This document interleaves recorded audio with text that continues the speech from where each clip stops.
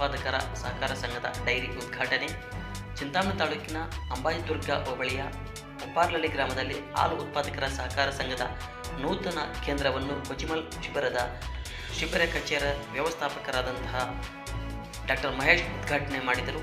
ಇದೇ ವೇಳೆಯಲ್ಲಿ ಮಾತನಾಡಿದ ಅವರು, ಉಪ್ಪಾರ್ಲಳ್ಳಿ ಗ್ರಾಮದ ಹಾಲು ಉತ್ಪಾದಕರ ರೈತರು ಬೈರಸಂದ್ರದ ಗ್ರಾಮದಲ್ಲಿ ಡೈರಿಗೆ ಉಪಕೇಂದ್ರಕ್ಕೆ ಹಾಲನ್ನು ಹಾಕುತ್ತಿದ್ದು, ಇಂದಿನಿಂದ ತಮ್ಮ ಗ್ರಾಮದಲ್ಲೇ ಸಹ ತಾವು ಹಾಲನ್ನು ಹಾಕಬಹುದಾಗಿದೆ. ಹಾಗಾಗಿ ಅದೇ ರೀತಿಯಾಗಿ ನಮ್ಮ ಒಕ್ಕೂಟದ ಕಡೆಯಿಂದ ರೈತರಿಗೆ ಹಲವಾರು ರೀತಿಯಾಗಿರ್ತಕ್ಕಂಥ ಅನುಕೂಲಗಳು ಸಹ ಇರತಕ್ಕಂಥದ್ದು. ಉದಾಹರಣೆಗೆ ಹೇಳಬೇಕಂತಂದರೆ, ರಾಸುಗಳಿಗೆ ವಿಮಾ ಸೌಲಭ್ಯ ಸಬ್ಸಿಡಿಯಲ್ಲಿ ನೀಡಲಾಗುತ್ತದೆ. ಅದು ವಾರ್ಷಿಕಕ್ಕೆ 2 ಬಾರಿ ನೀಡತಕ್ಕಂಥದ್ದು. ಜೊತೆಗೆ ಸಬ್ಸಿಡಿ ರೂಪದಲ್ಲಿ ರಾಸುಗಳಿಗೆ ಕೊಂಡುಕೊಳ್ಳಲು ಸಾಲವನ್ನು ನೀಡತಕ್ಕಂಥದ್ದು.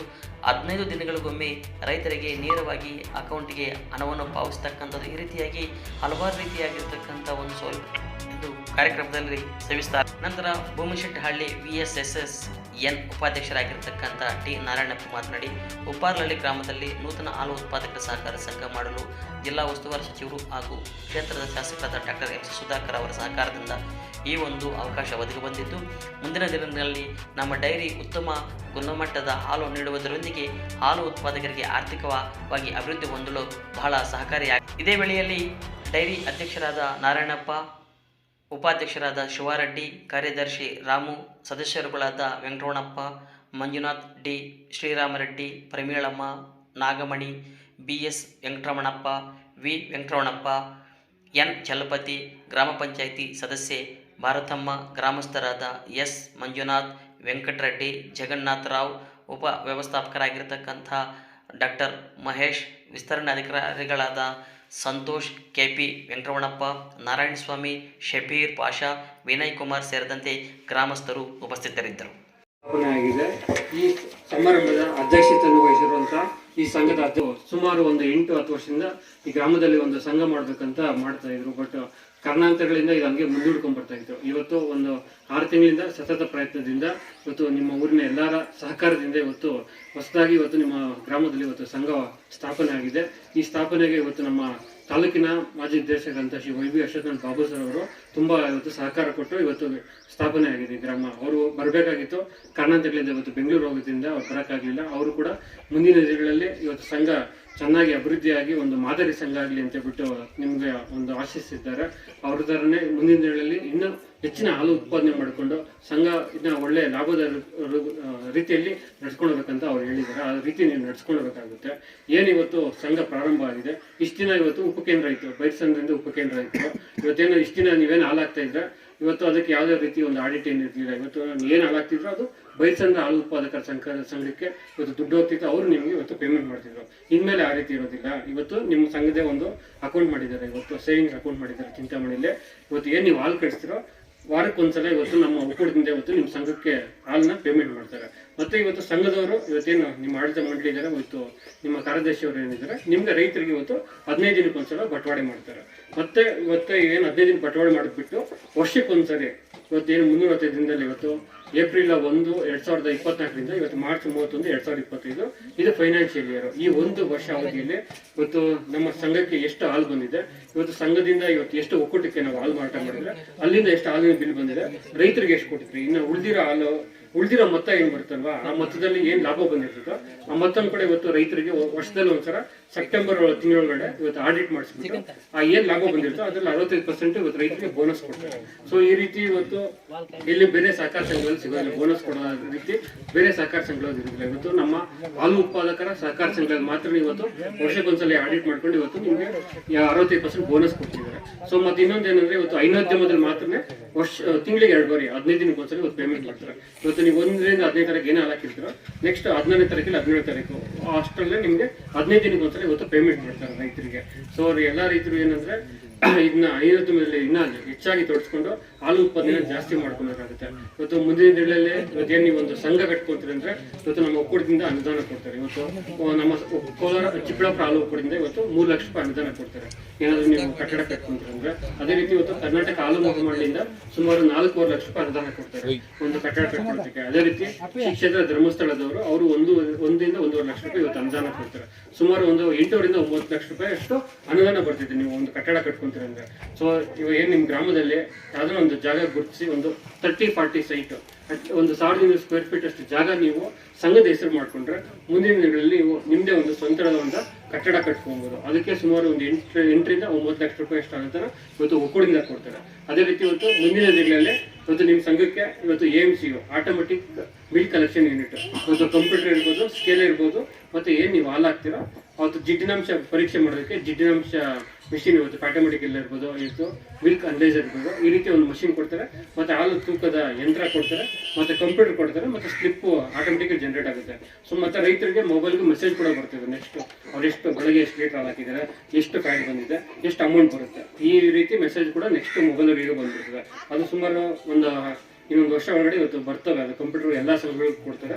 ಸೊ ಆವಾಗ ಬಂದಾಗ ನಿಮ್ಮ ಡೈರೆಕ್ಟಾಗಿ ನೀವು ಎಷ್ಟು ಹಾಲು ಹಾಕಿ 15 ದಿನದಲ್ಲಿ ನೀವು ಎಷ್ಟು ಲೀಟರ್ ಹಾಲು ಹಾಕಿದ್ರೆ, ನೀವು ಫೀಡ್ ಮುಟ್ಟಿ ತಗೊಂಡಿದ್ರೆ ಎಷ್ಟು ಮುಟ್ಟಿ ತಗೊಂಡಿದ್ರೆ, ನೀವು ಹಾಲು ಹಾಕಿರೋದ್ರಲ್ಲಿ ಫೀಡ್ ಮುಟ್ಟೆ ಮೈನಸ್ ಮಾಡಿ ಇನ್ನೆಷ್ಟು ನಿಮ್ಗೆ ಹಾಲು ಬಿಲ್ ಬರುತ್ತೆ ಅಂತ ನಿಮ್ಮ ಮೊಬೈಲಲ್ಲೇ ನೋಡ್ಕೊಬೋದು. ನೋಡ್ಕೊಂಡ್ರೆ ರೈತರಿಗೆ ತಮ್ಮ ಮೊಬೈಲಲ್ಲೇ ನಾವು ನೋಡ್ಕೊಬೋದು, ನಾವು ಎಷ್ಟು ಲೀಟರ್ ಹಾಲು ಹಾಕಿದ್ರೆ ಎಷ್ಟು ನಮಗೆ ಪೇಮೆಂಟ್ ಆಗುತ್ತೆ 15 ದಿನಕ್ಕೆ, ಮತ್ತೆ ಒಂದು ವರ್ಷದಲ್ಲಿ ನಾವು ಎಷ್ಟು ಲೀಟರ್ ಹಾಲು ಹಾಕಿದ್ರೆ, ಮತ್ತೆ ನೆಕ್ಸ್ಟ್ ಇವಾಗೇನು ಎಲೆಕ್ಷನ್ ಬರುತ್ತೆ ನೆಕ್ಸ್ಟ್ 5 ವರ್ಷ ಬಿಟ್ಟು, ಆ ಟೈಮಲ್ಲಿ ಹೆಂಗಂದ್ರೆ ಯಾರು 180 ದಿನ 500 ಲೀಟರ್ ಹಾಲು ಹಾಕಿರ್ತಾರೋ ಅವರು ಮಾತ್ರ ವೋಟಿಂಗ್ ಎಲಿಜಿಬಲ್ ಬರ್ತಾರೆ ನೆಕ್ಸ್ಟ್ 5 ವರ್ಷ ಆದಮೇಲೆ.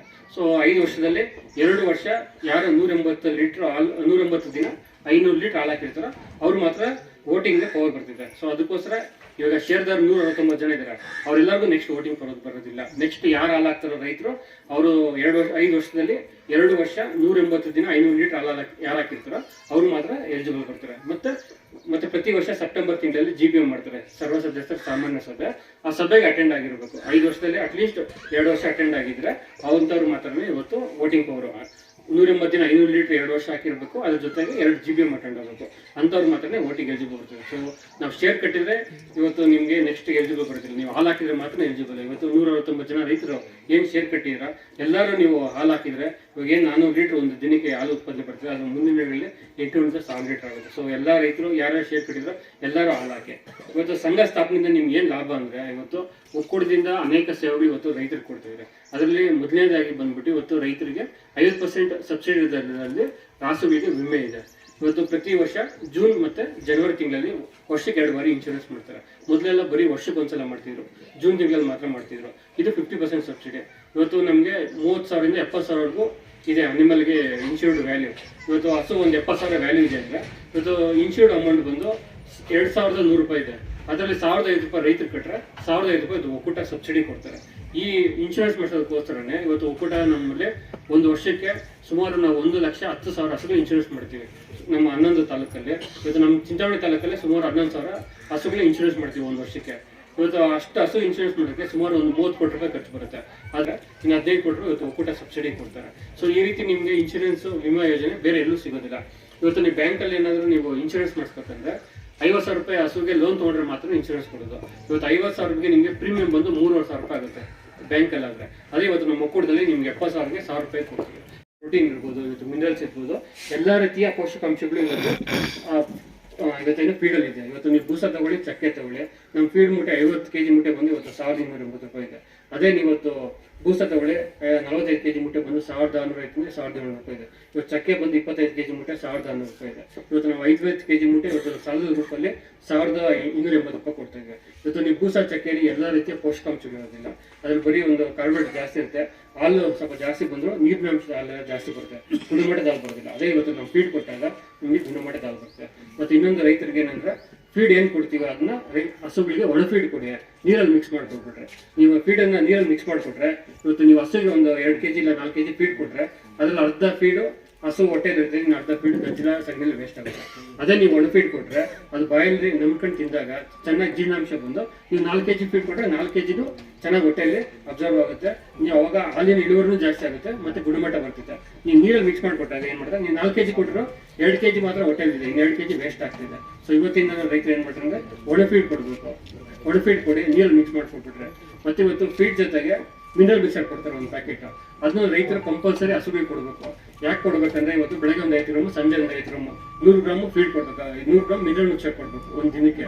ಇವತ್ತು ಮಿನರಲ್ ಮಿಕ್ಸರ್ ಕೊಡೋದ್ರಿಂದ ಏನೇನು ಉಪಯೋಗ ಅಂದರೆ ಇವತ್ತು ನಿಮ್ಮ ಹಸುವಲ್ಲಿ ಹಸು ಕರು ಹಾಕಿದಾಗ ಏನು ಒಂದು 24 ಗಂಟೆ ಒಳಗಡೆ ಇವತ್ತು ಕಸ ಬಿದ್ದೋಗ್ಬೇಕು ಕರು ಹಾಕಿದಾಗ.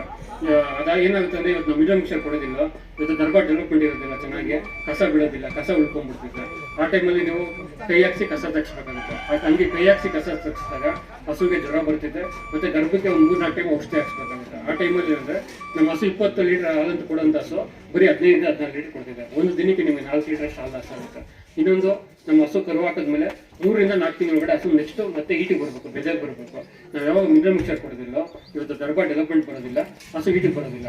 5 ತಿಂಗಳಾಗಲಿ 6 ತಿಂಗಳಾಗಲಿ 7 ತಿಂಗಳಾಗಲಿ ಹಸು ಈಟಿಗೆ ಬರೋದಿಲ್ಲ. ಅವಾಗ ಹಸು ಈಟಿಗೆ ಬಂದು ನೀವು ಸಮನ್ ಕೊಡ್ತೀರಾ. ಇದನ್ನು ಕರು ಪಡೆಯೋಷ್ಟೇ ನಿಮಗೆ 2 ವರ್ಷ ಆಗೋಗ್ತಿದೆ. ಯಾವತ್ತೇ ಆಗಲಿ ಇವತ್ತು ನಮ್ಮಲ್ಲಿ ಹಸುಗಳಲ್ಲಿ ಏನಾದರೂ ಲಾಭ ಬರ್ಬೇಕಂದ್ರೆ ವರ್ಷಕ್ಕೊಂದು ಕರು ಪಡಿಬೇಕು. ಈ ಜನವರಿಲಿ ನಮ್ಮ ಹಸು ಕರು ಹಾಕಿದ್ರೆ ನೆಕ್ಸ್ಟ್ ಜನವರಿ ಇಲ್ಲ ಫೆಬ್ರವರಿ ಇನ್ನೊಂದು ಕರು ಪಡಿಬೇಕು. ಅವಾಗ ಮಾತ್ರ ನಮ್ಮ ಹಸುವಲ್ಲಿ ಹೈನುಗಾರಿಕೆಯಲ್ಲಿ ಲಾಭ ಇರೋದು. ನಾವು ಹಾಲನ್ನು 3-4 ತಿಂಗಳು ಕರ್ಕೊಂಡ್ಬಿಟ್ಟು ಈಟಿಗೆ ಬಂದಿದ್ದಾಗ ಫಸ್ಟ್ ಇಲ್ಲ 2ನೇ ಸಮನ್ಗೆ ನೀವು ಸಮನ್ ಕೊಡಿಸ್ಬಿಟ್ರೆ ಹಸುಗಳು ಬೇಗ ಸೆಟ್ ಆಗ್ತವೆ. ಮತ್ತೆ ಇನ್ನೊಂದು ನಮ್ಮ ರೈತರು ಏನ್ ಮಾಡ್ತಾರೆ ಅಂದ್ರೆ 3-4 ತಿಂಗಳು ಹಸು ಈಟಿಗೆ ಬರ್ತಿದ್ದೆ, ಸಮನ್ ಕೊಡಿಸ್ಬಿಟ್ರೆ ಹಾಲು ಕಡಿಮೆ ಆಗ್ಬಿಡುತ್ತೆ ಅಂದ್ಬಿಟ್ಟು ಸಮನ್ ಕೊಡ್ಸೋದಿಲ್ಲ. ಏನ್ ಮಾಡ್ತಾರೆ, ಒಂದು 3 ಸಮನ್ 4 ಸಮನ್ ವೇಟ್ ಮಾಡಿ ಅವಾಗ ಸಮನ್ ಕೊಡ್ಸಕ್ ಹೋಗ್ತಾರೆ. ಯಾವತ್ತಾಗ್ಲಿ ಫಸ್ಟ್ ಈಟು ಬರ್ತಲ್ಲ, ಇಲ್ಲ 2ನೇ ಈಟು, ಆ ಟೈಮಲ್ಲಿ ನೀವು ಸಮನ್ ಕೊಡ್ಸಿದ್ರೆ ಹಸುಗಳು ಬೇಗ ಪ್ರೆಗ್ನೆಂಟ್ ಆಗ್ತವೆ. ನೀವು 4ನೇ ಸಲ 5ನೇ ಸಲ ಬಿಟ್ಬಿಟ್ಟು ಅವಾಗ ಸಮನ್ ಕೊಡ್ಸಕ್ ಹೋದ್ರೆ ಅವು ಮತ್ತೆ ಟೈಮ್ ತಗೋತಿದೆ. ನಿಮ್ಗೆ ಒಂದು 8-9 ತಿಂಗಳು 10 ತಿಂಗಳಾಗುತ್ತೆ ಅಷ್ಟಾಗಿ ಕರುವಾಕೆ. ಅಷ್ಟಾಗಿ ಹಸು ಏನೋ ಹಾಲು 20 ಲೀಟರ್ ಕೊಡುವಂತ ಹಸು 10 ಲೀಟರ್ ಇಲ್ಲ 8 ಲೀಟರ್ ಬಂದ್ಬಿಡ್ತೈತೆ. ನೆಕ್ಸ್ಟ್ ಇನ್ನೊಂದು 8-9 ತಿಂಗಳು ನೀವು ಕೈಯಿಂದ ಪಶುಹಾರ ಇರ್ಬೋದು, ಇಲ್ಲ ಮೇವು ಹಾಕಿ ಹಸುಗಳನ್ನ ಸಾಗಾಣಿಕೆ ಮಾಡ್ಕೊತಾರೆ. ಸೊ ಅದಕ್ಕೋಸ್ಕರ ರೈತ ಏನ್ ಮಾಡಿದ್ರೆ ಈಟಿಗೆ ಬಂದಿದ್ದ ಫಸ್ಟ್ ಇಲ್ಲ 2ನೇ ಸಮನ್ಗೆ ಇವತ್ತು ಹಸುಗಳಿಗೆ ಸಮನ್ ಕೊಡ್ಸಿದ್ರೆ ನೀವು ವರ್ಷಕ್ಕೊಂದು ಕರು ಕೊಡ್ಬೋದು. ಅವಾಗ ಹೈನುಗಾರಿಕೆ ಲಾಭ ಇದೆ, ಮತ್ತೆ ನೆಕ್ಸ್ಟ್ನೇ ಸುಲಲ್ಲಿ ಇನ್ನು ಹಾಲು ಉತ್ಪಾದನೆ ಜಾಸ್ತಿ ಆಗುತ್ತೆ. సో అందుకోసరా మినరల్ మిక్చర్ ఇవ్వబోదు ಮತ್ತೆ ಪಶು ఈ డైరీని సంస్థ పడుతీరుకొని మన దివంగత సుబ్రాయపల్లి గారు బూర్మాకంపల్లి దేవస్థానం ముందర మన ఉన్నత శిక్షణ సచివులు ಇದನ್ನೇ పిలిచే ఒక రాజీ సందర్శనక మనం రెడీ అయినాము. సుమారు ఎన్నో అర్థకులు వచ్చినా అన్ని పడితీరుకొని ఈ పొద్దు డైరీ తేవాలంటే మనూరు జనాలు ఒక సహకారము సరే మన ఈ పొద్దు డైరెక్ట్ ఉంచండి మన పిల్లలంతా. ఈ పొద్దు ఈ సహకారం కావాలంటే రాజకీయం కూడా ఉపయోగించకుండా మన ఊళ్ళో ఈ పొద్దు 11 ಜನమనే అది ఇది అనుకోకుండా మేము అవిరోధವಾಗಿ ఐక్య చేయడము. దాంట్లో మన మన నాణప్ప అనేవాడిని అధ్యక్షం చేయడము, శివారెడ్డి అనేవాడిని ఉపాధ్యక్షులు చేయడము. మన డైరెక్టర్లు బాబా ఉన్నవాళ్ళు వచ్చే టైం కలదు, చాలా మాత్రం మాకే బాధపడినారు. మన ఉన్నత శిక్షణ సచివులు సుధాకర్ రెడ్డి వాళ్ళు సహకారం నాకే చాలా చెక్కింది. అన్ని ఎత్తుకొని వచ్చి మన పిల్లలకి ఒప్పు చెప్పినాము. ఈ పొద్దు 11 ಜನము ಅವಿರೋಧವಾಗಿ ನಾಣಪ್ಪ ಸುಧಾಕರ್ ಬೆಂಬಲಿತ ಅಧ್ಯಕ್ಷರು, ಅದೇ ಥರ ಶಿವಾರೆಡ್ಡಿ ಸುಧಾಕರ್ ರೆಡ್ಡಿ ಬೆಂಬಲಿತ ಉಪಾಧ್ಯಕ್ಷರು ಆಯ್ಕೆ ಮಾಡಿ.